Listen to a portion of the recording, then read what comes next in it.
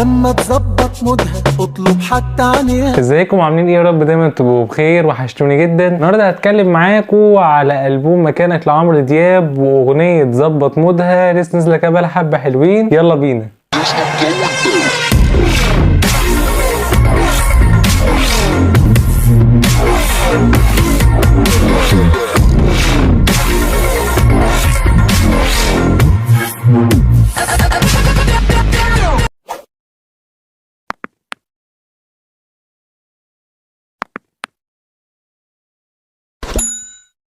مش هتشوف وقت ما تحتاجها الا الوش الساد. اغنيه ظبط مودها من ألبوم مكانك. الاغنيه هي مبدئيا من كلمات بهاء الدين محمد، ومن الحان محمد يحيى، ومن توزيع عادل حقي. انا ممكن اتكلم عليها الاول معاكم كتوزيع. توزيع بالنسبه لي كان قوي جدا، توزيع كان مختلف، حسيت ان انا ما سمعتوش قبل كده. لما سمعت الاغنيه توزيع كان في الجون بصراحه. الكلمات بتاعت الاغنيه بالنسبه لي ما كانتش احسن حاجه، هقول لكم ليه. هي الجزء الثاني من اغنيه طب لو تفتكروا عمرو دياب في الالبوم الاخير بتاع ألبوم يانا يا لا، نفس الجزء بتاع الطب اللي هو داديها وسايس فيها، سايس امورك يعني من الاخر. مستوى عمرو دياب كمان، اللحن كان حلو، توزيع كان جامد قوي، هو اللي كان محل الاغنيه اساسا بعد صوت عمرو دياب. الكلمات ما كانتش بالنسبه لي احسن حاجه، يعني عمرو دياب اقوى من كده، شايف ان هو يعمل شغل احسن من كده بكتير. عمرو اعلى من كده يا جماعه. الشاعر بهاء الدين محمد على المستوى الشخصي والمستوى الفني كمان بحترمه جدا وبحبه جدا، ليه شغل كتير قوي مع عمرو دياب ومع مطربين كتير انا بحبه. الاغنيه دي ما كانتش ليها حظ موفق قوي في الالبوم، ممكن كانت تنزل كاغنيه سنجل كده مثلا في النص وتعدي، حسيتهاش ان هي تنزل في اغنيه في البوم رسمي لعمرو دياب. شايف ان هي من الاغاني اللي ما كانتش موفقه قوي. تقييمي ليها هو 5/10. انا كده كافيها عشان التوزيع بتاعها اللي كان جامد واللحن اللي كان معمول كويس من محمد يحيى. الموضوع بالنسبه لي حاسس ان هو مكرر، سمعت زيه قبل كده اغنيه طبل بس الجزء الثاني، فانا الفكره بالنسبه لي ما كانتش احسن حاجه. الكلمات بتاعتها كانت عايزه يشتغل عليها بشكل اقوى، ان الاغنيه مش مستوى عمرو دياب. ممكن اكون انا غلط، ممكن اكون انا صح، المهم انتوا برضو تعرفوا رايكم ايه، بس ده انا كان رايي في الاغنيه. ولو انتوا كنتوا سالتوني هترجع تسمعها تاني، فاقول لكم بصراحه مش هرجع اسمعها تاني، وهي برضو اذواق، حد تاني يبقى بيعشق الاغنيه دي وبيحبها جدا. فهي في الاول وفي الاخر الموسيقى بشكل عام هي اذواق.